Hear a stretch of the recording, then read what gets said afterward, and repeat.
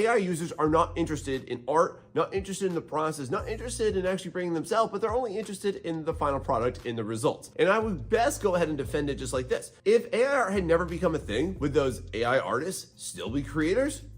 Of course they would not, because you can't rely on a technology to make you a creator. A creator is something that you choose to be and that you choose to sustain. In the same vein of thought though, without digital art, I would still be an artist. But you can't say the same for AI users now, can you? See that, y'all? That's a big difference. That's a big power move that you artists have over them. And then to further back this up, every once in a while I get one of these weird messages, like somebody trying to prove their point to me about this, and it just comes off as somewhere between passive aggressive and completely arrogant and self-aggrandizing. And then they send me a link to their DeviantArt with 2,000 images. Over the last 2 years, you made 2,000 images and you want to try and tell me how much you love this thing and you're sincerely interested in it? I'll just go ahead and put it to you like this, straight up. If you made 2,000 images, you don't care about any of them. You don't care about them. I'll put this into another context for you here. If you're a parent and you have 20 children, you don't love any of them because you don't ever get the time to actually experience them and get to know them. And it's the same thing with the generations.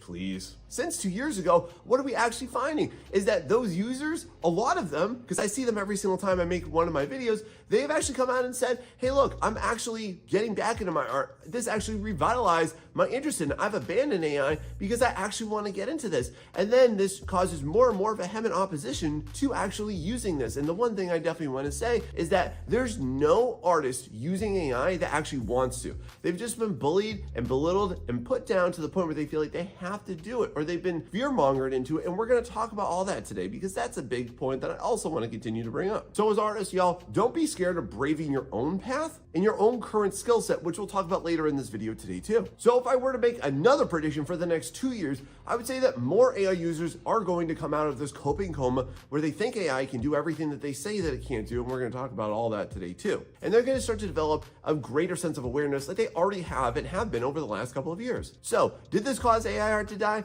I'm going to just say that this interest was dead on arrival.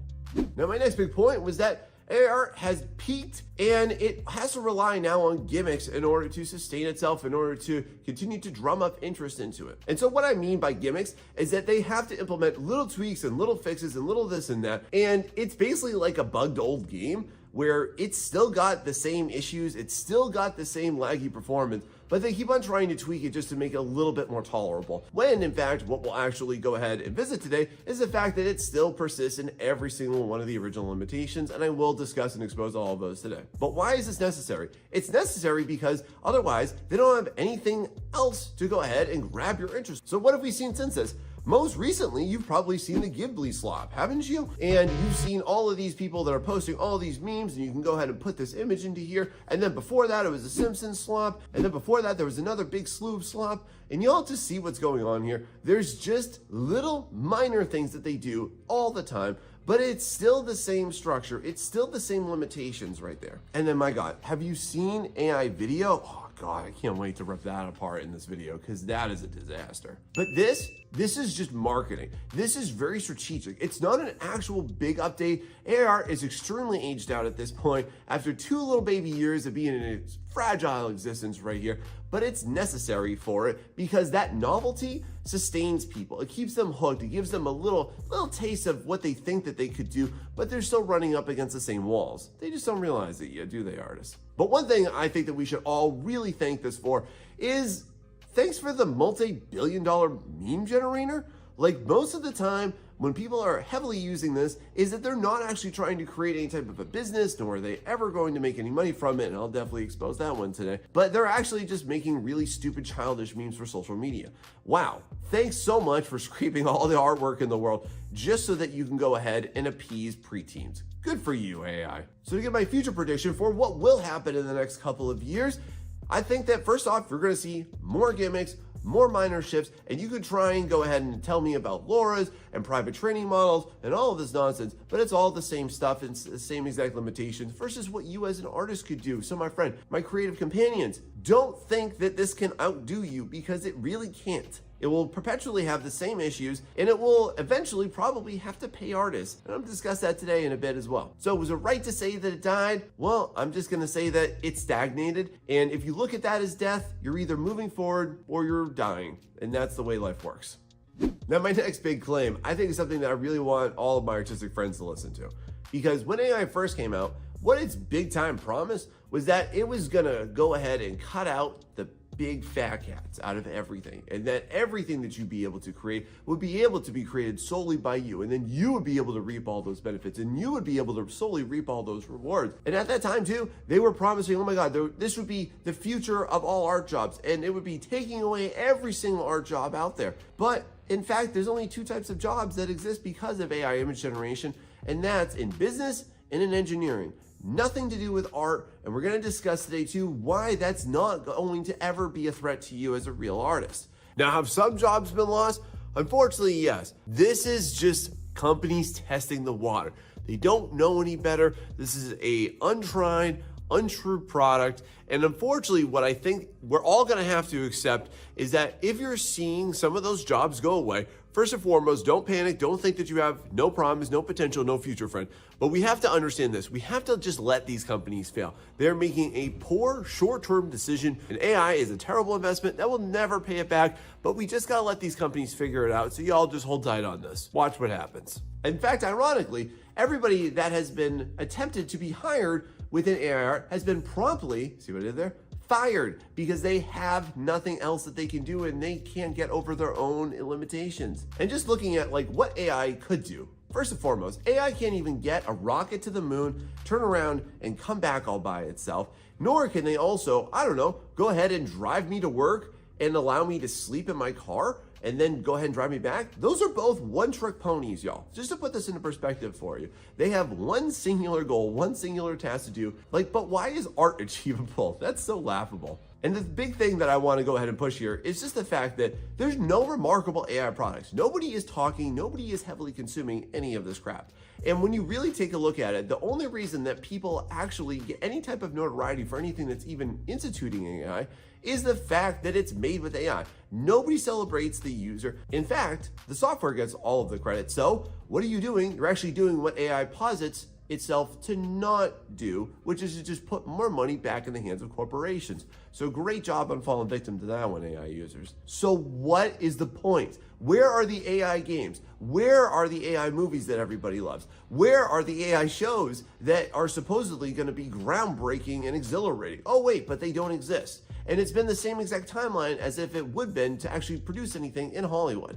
Isn't that curious? And they've been backing this up now for 2 to 3 years. And guess what it's going to be? Another 2 or 3 years before you hear anything else about it. And then another 2 or 3 years. And this is how they string you along. Now, the big thing I want to let you know is that AI is great at delivering really empty promises with a lot of really clever marketing on it.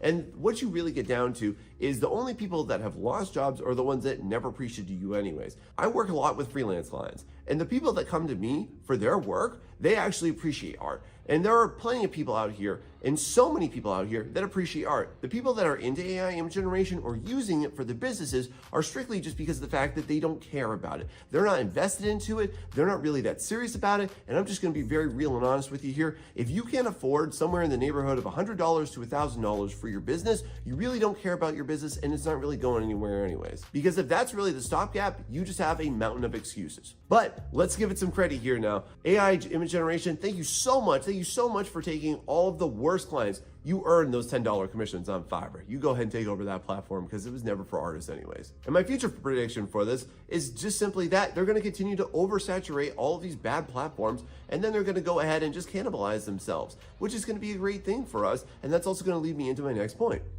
Now, my next prediction is that AI users are not in it for any type of actual sustainable creative mood nor desire. They don't have any sincere interest into this because they're only in it for the money.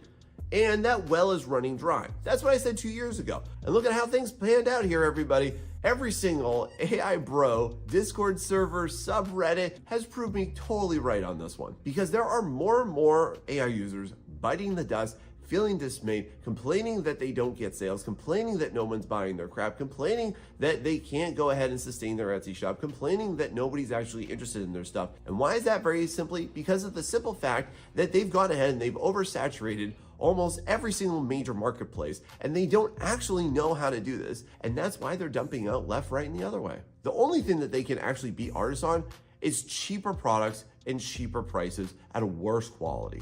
And so that's not really something that you can sustain yourself with, by the way. And if you object to me on this, let me just put it to you this way. If you're gonna go ahead and brag about how many $10 Fiverr commissions you have, great. For me, if you wanna buy me, I'm $300 and up. So you have to make 30 artworks to my one. And it will take me roughly the same amount of time as it will take you to do all 30 of those.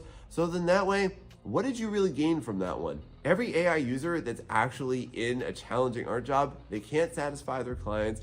They can't actually produce the results. They can't produce anything novel. Everything looks derivative. They still say to this day that everything that they do is like absolutely groundbreaking and it's their own thing. But when you really take a look at it, nobody's fooled, all right? Everybody's starting to realize it. Even non-artists realize what is AI generated versus not. And then, oh my God, have you ever seen revisions? Y'all ever see this meme right here? I love this meme. This encapsulates the way that all artists recognize it and AI users don't want to admit it.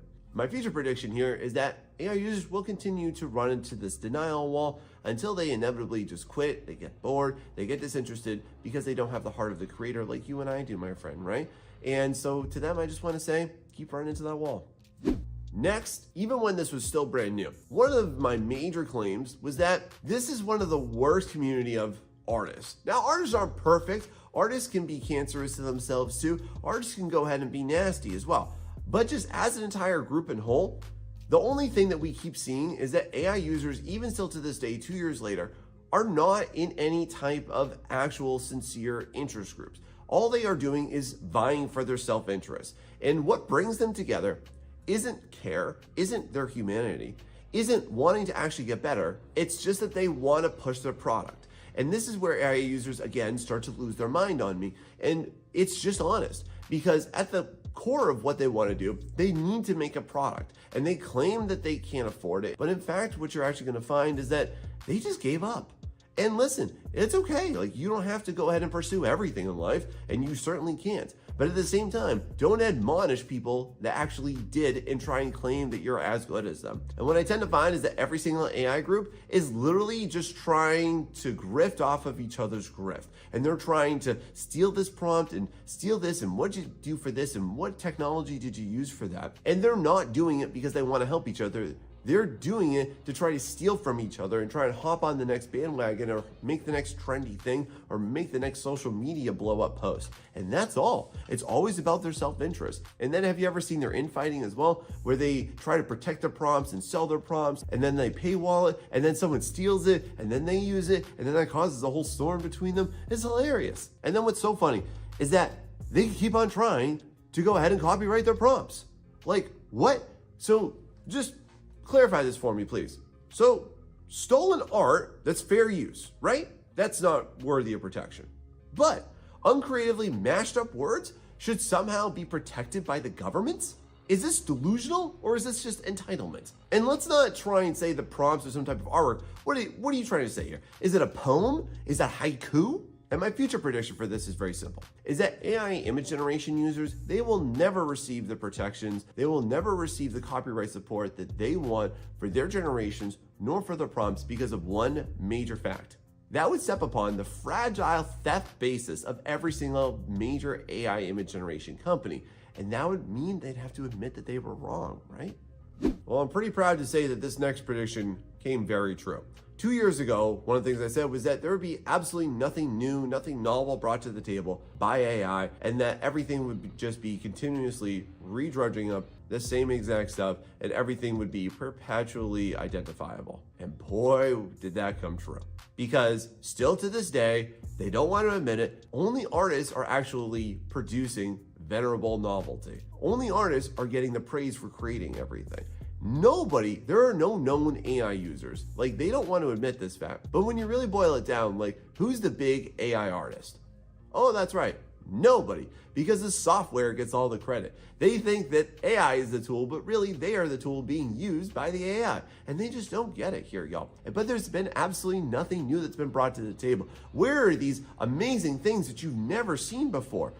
But it doesn't exist because it consumed everything that existed and therefore can't create anything outside of its little bubble. And AI art style, listen, y'all gotta come to grips with this. It's the most immediately recognizable thing. And y'all ever notice how the only people that are saying that you can't identify AI art are the people in AI art. It's kind of incestuous how they think sometimes, isn't it? Like they all just regurgitate the same exact stuff, like they all have their own AI script that they have to follow. And meanwhile, while they've been oversaturating every single art platform in existence right now, they have nothing new to offer. They're not actually producing any results. They're not doing anything in the art world. Let's go ahead and let's discuss the so-called advancements in AI, which has got nothing to do with image generation and got to do with other forms. Let's talk about AI video, which is a joke.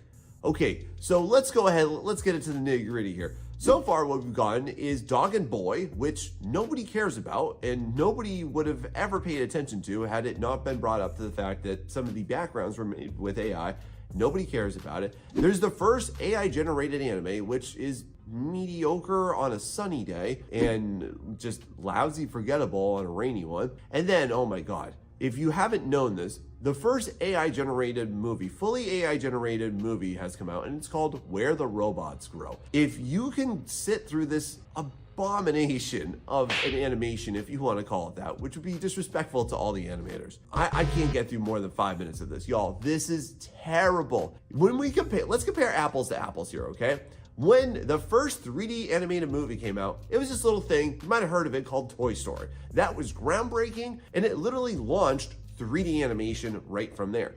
Is this going to do it? No, it is terrible. If you want to see me just rip all this stuff apart in an entire video, by the way, let me know down below because I'm happy to make that. And I'm very happy to say that this is coming true. I said that there would be a growing collection of anti-AI software. Now, at the time when I made that video 2 years ago, it was only Glaze back then. And what do we have?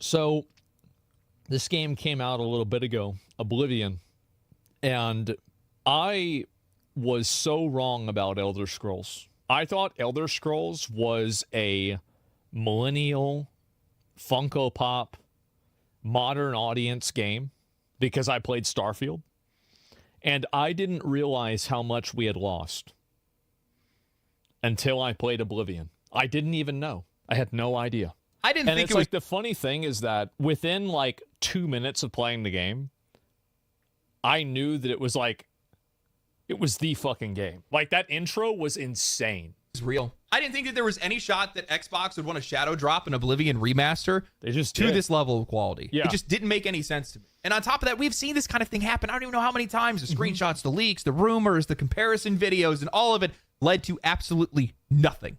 Yep. And even more so, just the idea of it being a shadow drop doesn't make any sense because Xbox's track record it's massive, is right? not that good. The vast majority of their games have not done well. Avowed was a thing. Starfield is not going to be remembered very fondly. No. So you would expect that they'd want to give this game the red carpet treatment, but exactly. they didn't. To their credit, they didn't need to. You don't need to have a bunch of marketing. It's just all that's bullshit. Make a good game, people are going to play the game. Make a bad game, they're not going to play it even if you spend $1 billion. Don't tell the companies this, because if you do, they might stop sponsoring me though. Remake has taken over the entire internet at this point. I call it a remake because that's exactly what it looks like, to be honest with you. Though I am haunted by people's character creations. Good Lord, people. JD Vance. I know that sometimes I can be overly critical of a lot of games and the industry as a whole, but I have no problem celebrating things that are worth celebrating, and there is a lot worth celebrating here. I don't think that we've seen an all-around home run from a AAA publisher like this in a long time. This has swung positive sentiment in their direction. It's created a lot of goodwill, and it has embarrassed their competition. They did it all for $50. Didn't I say something about Oblivion was only $50? About competitive pricing? I didn't even know that. Today what we're going to do is we're going to talk about my return to one of my favorite games of all time, Elder Scrolls Oblivion. We're going to talk about its internet takeover and why I think we're going to be seeing a lot more of this in the future. Xbox just haymakered Nintendo in broad daylight, and nobody's talking about it. You guys know, it's really nice when they start fighting for our money. This all started the way these things normally do. A few breadcrumbs on Reddit, Jeff Grubb dropping some hints, leakers whispering about an Oblivion remake. Most people didn't buy it, myself included, because Bethesda doesn't do remakes. They repackage their games. Remasters, ports, re-releases, sure, but a full-blown remake, that sounds like a fantasy. But then it happened. Bethesda confirmed it and set a date for a live stream the following day, and then and the thing is also, now that they did this, the amount of hype that would be for a Morrowind remake would be just off the fucking charts. For that, they had announced that the game was available for download. The remaster was being handled by Virtuous. If you guys have heard the name, it's because they have been everywhere at this point. These are the same folks that are working on the upcoming Metal Gear Solid remake. They've worked on the Assassin's Creed Ezio collection, Batman Arkham collection, the BioShock collection, Dark Souls remastered, Nier Automata End of Yorha edition, and more. This is far from their first rodeo, and in fact, they might be the best possible team to be able to handle a game like Oblivion, because this isn't just another classic. This is Oblivion, a cultural cornerstone, an RPG that shaped an entire generation's taste. For many of us, this was the blueprint. This was the genre. And Bethesda, they needed this. They needed even it. I played Oblivion back in the day. Badly. Like, I took time away from playing Halo and World of Warcraft to play Oblivion.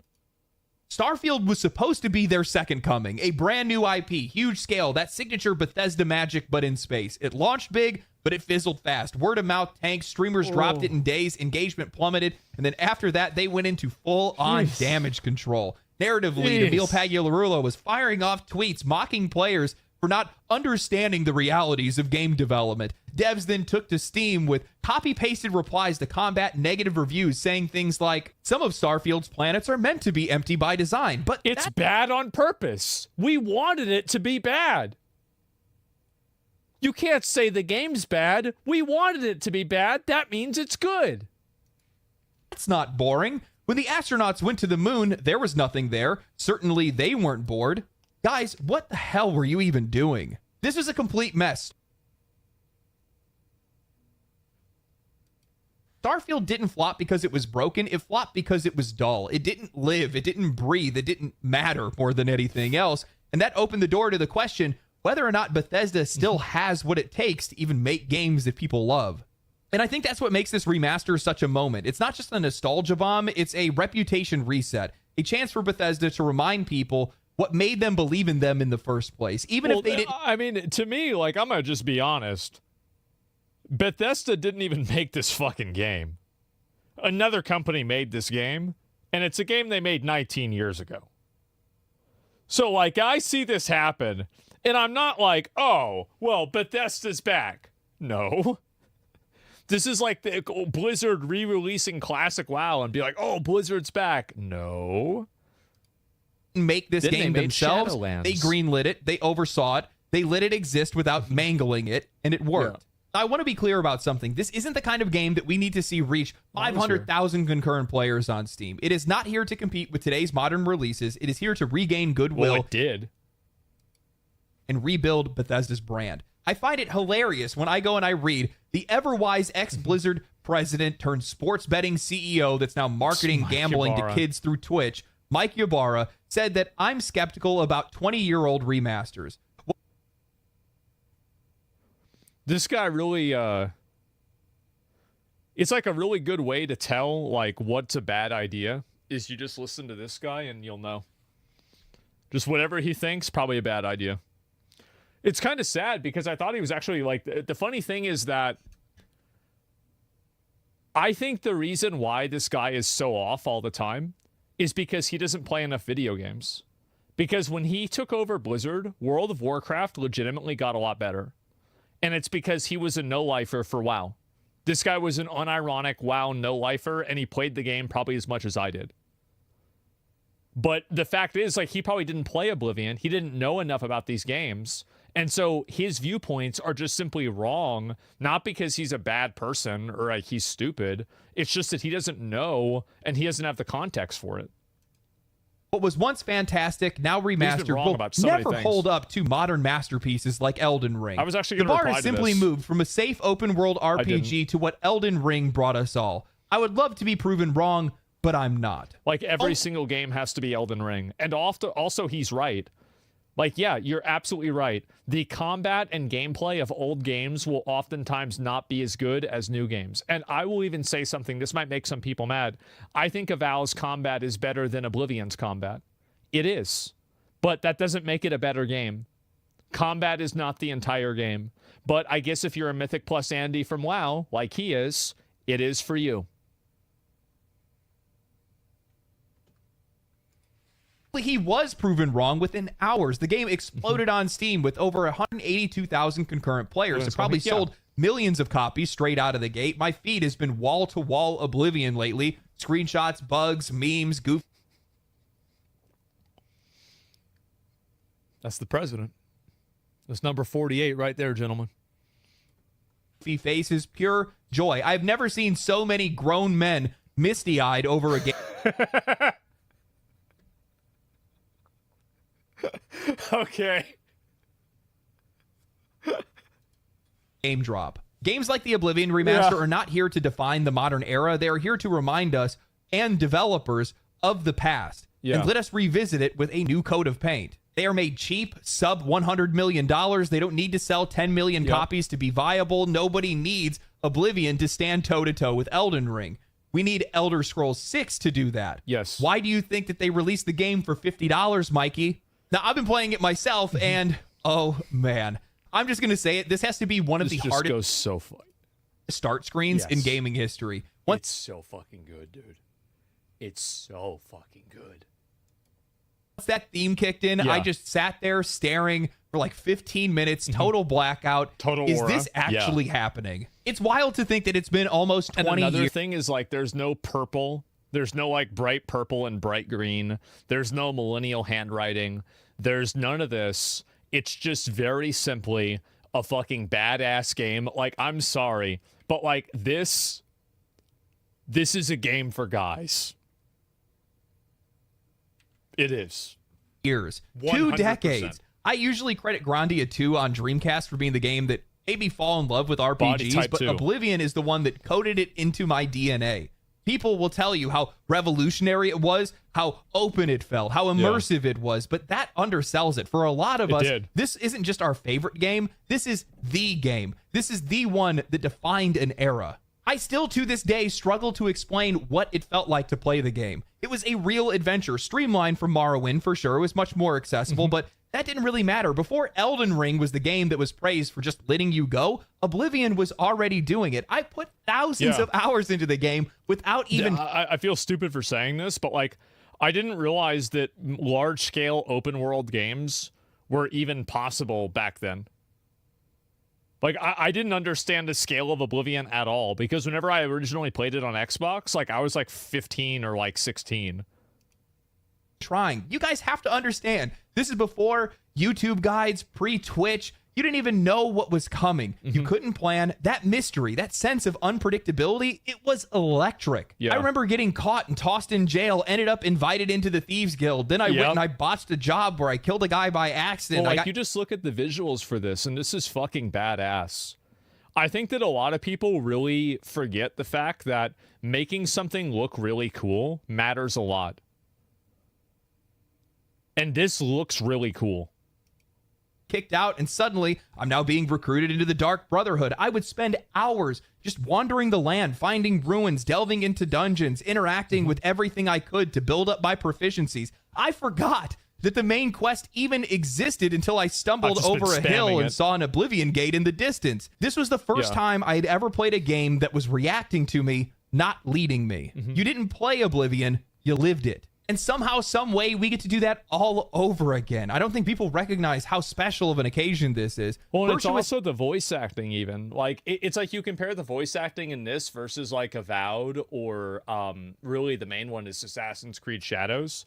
And it's just not even the same universe.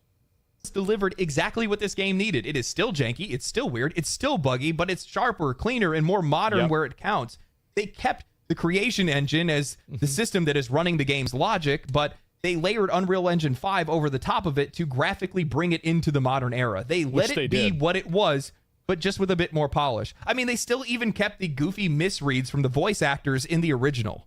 I heard that thieves broke into the Arcane University, the Imperial Legion compound, and the temple all on the same night. Wait a minute, let me do that one again. Combat feels tighter, the UI...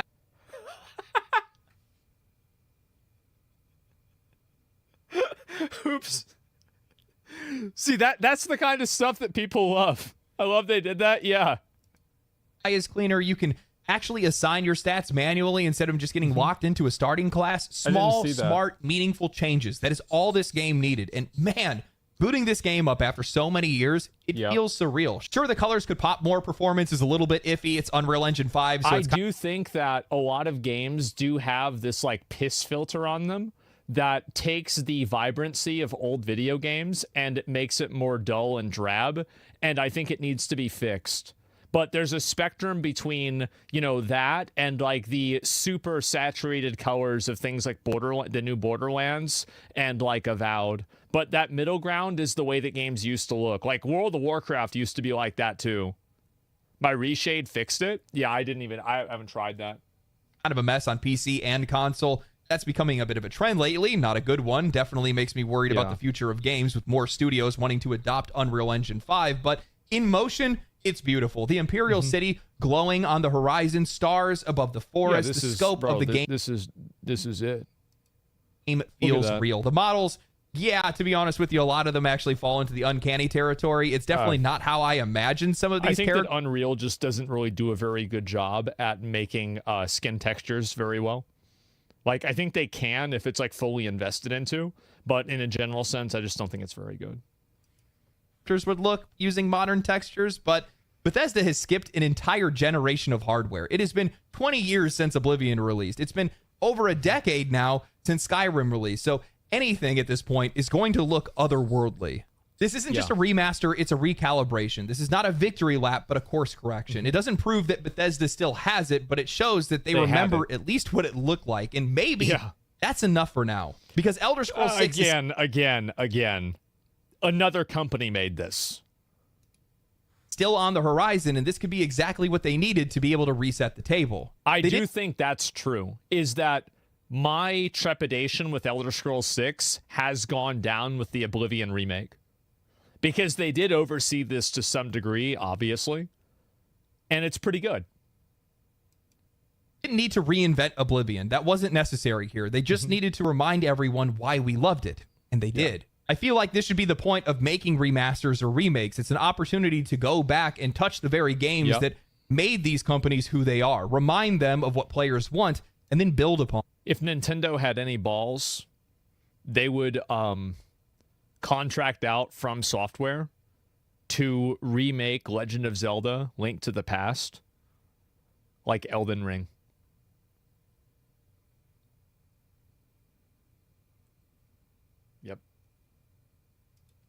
On that. After closing my first Oblivion gate and watching the flames spew out all around me, my game crashed immediately afterwards. It's such an authentic experience. They really captured what it was like to play it back in the day. They layered Unreal Engine 5 over the Creation Engine. What did we think was going to be the result of that? But yeah, it's buggy. There's tons of issues and things like that. It's just so damn fun to play. It's so fun to explore. And it's one of those games where you don't realize how much you missed it until you go back to play it. And I've just been enjoying myself. With that said, I do think that this is a reminder that there's a difference between bugs and performance issues. And it's like I said earlier this week. So true. There are a lot of bugs and funny things that happen in video games that give the video games a quirkiness and soul. But you want to know what one of those things isn't? It's when your computer blue screens and then you can't even boot to BIOS. That's not fun. Or your game crashes when it's compiling the shaders. That's not... Oh, every game's going to have bugs. Bugs are goofy. Well, what's goofy about this one? Oh, it deletes your save file. Players are going to put up with a lot if the game is fun or enjoyable. Games will be judged by their merits if they have them. If there is no merit, well, then all they're going to see is the negative. Yeah, of course. You're not having that with this game because people are just having fun playing They know the game. That's how that whole thing works. I know this is a Bethesda-led project, and Virtuous is the one that actually developed it. And those guys have been cooking, by the way. Holy shit. But Bethesda needed something after Starfield. That game, I don't think people realize how much damage that did to their reputation. You have to keep in mind that before Starfield, it's been over a decade since Bethesda released a new game, which means that in that time, an entire console generation, the gaming market... they released Skyrim 10 times, but yeah. It has tripled. There's triple the players, triple the money. And with that, Starfield ended up being people's first taste of Bethesda. That was me. Because I played Oblivion whenever I was so stupid that I didn't even know what I was doing. Like, all I knew is that I bought a house and I put all the swords in the house, and then I would go and kill people and put their swords in my house. That was it. That's all I did. And it tasted like shit.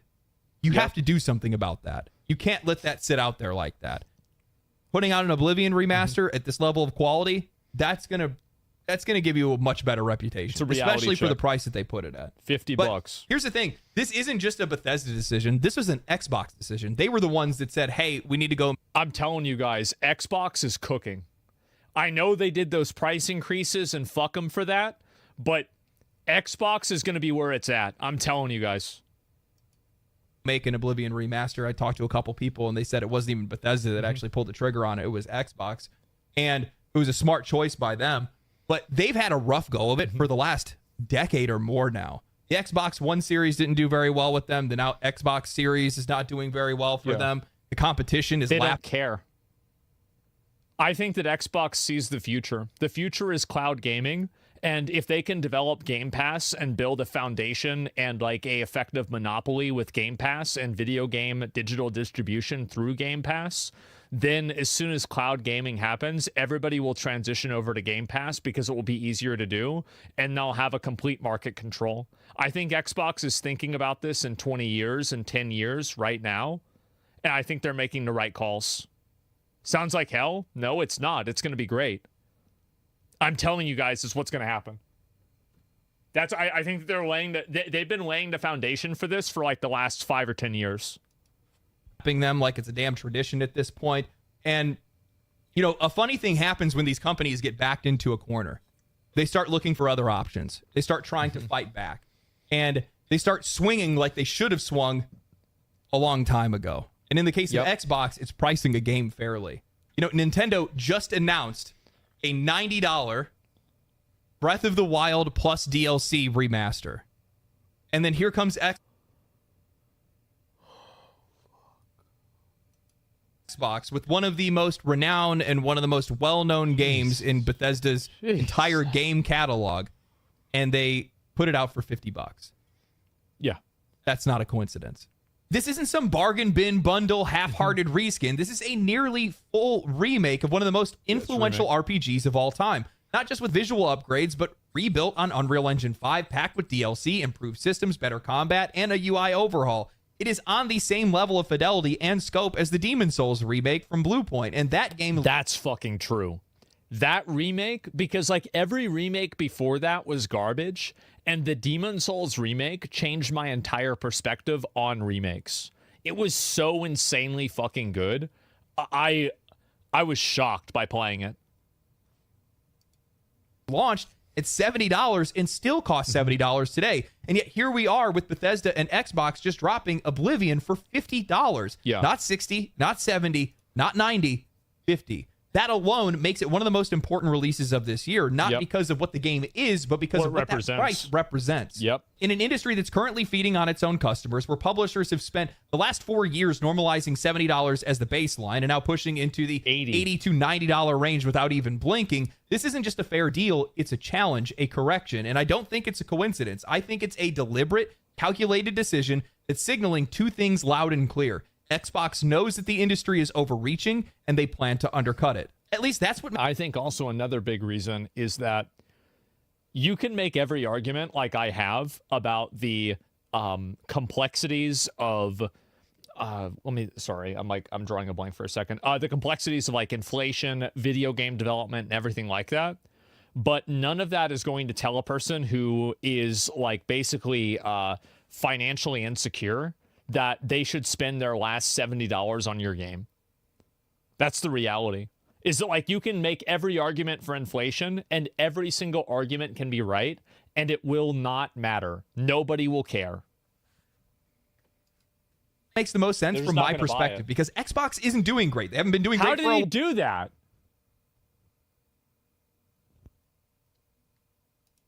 Long time since the disastrous release of the You Xbox can do that? One. The brand has struggled to find its identity. They lost ground to PlayStation during the last generation, and they never fully recovered. And now here we are in the Xbox Series era, and things haven't gotten any better. If anything, they've regressed even further.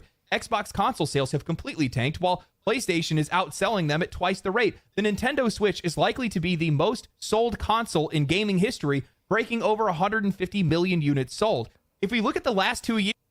Oh, God. Nintendo, it's crazy how good Nintendo is. I feel like the Switch 2 isn't going to be that big of a deal, but I always feel like they're on the edge.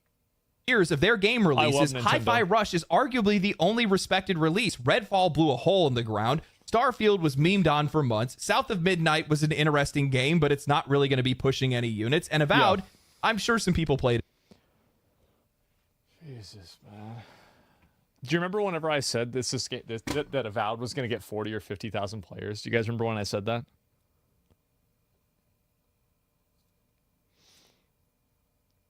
Fuck. I thought I'd hope people had forgotten.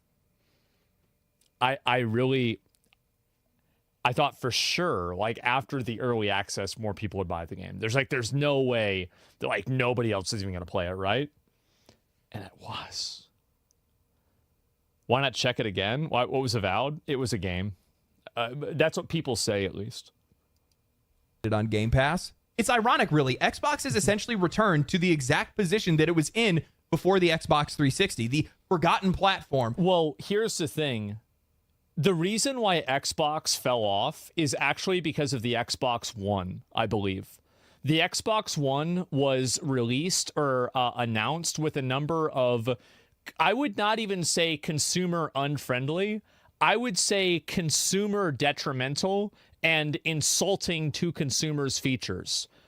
You could not resell games for the Xbox One. The Xbox One always had to have a camera attached to it, and it always had to be connected to the internet. Sony went out, and this is the beauty of the free market. Sony went out, and they said, nope, that's dumb. And they released the PlayStation 4, completely fucking blew Xbox out of the water. I was an Xbox fanboy. After they made those decisions, I was a Sony fanboy. And I have a PS4 right over there. I don't have an Xbox One. I got a PS5 right there next to me. I think that I don't think Xbox realized how much damage that dealt to their brand by having a lot of people like me that just don't trust them anymore. Right? In a lot of ways. I started to trust them again, and like, it's okay. And all right. But it took a long time. Worst generation to lose. Yeah, I still have my PS4. I watch my PS4 every day. I watch Xbox on. We be getting a Switch too? Yeah, I'm getting it day one. I'm getting a day one Switch. We're going to play Mario Kart, play whatever the fuck else. Yeah, for sure. 100%. Technically competent, but no killer identity. Much of that I blame on the loss of Halo. Fumbling your mascot and what your console is known for is going to have some pretty harsh consequences. After I heard those dick suckers over at Xbox didn't want to have a collab episode in the Secret Door or whatever, those like different series where Master Chief teams up with the Doom guy, that really worried me. That really stressed me out. Like, I was like, how could you not do that? Secret level? Yeah, there it was. If there's a season 2, that had better fucking be in it. But as the hardware battle is drug on, they have been put in a corner. They have to start fighting back. I don't think this $50 price is a peace offering. It's a pivot, or at least it should be. This is the kind of move that you make when you realize that your platform has no dominance and your audience is not big enough for you to be able to justify absurd prices. So instead, what you do is you lean into something that you can control. Price. Value. Yeah. While Sony and Nintendo are too busy extracting maximum value out of their same recycled franchises at inflated prices, Xbox just handed players one of the most iconic RPGs ever made.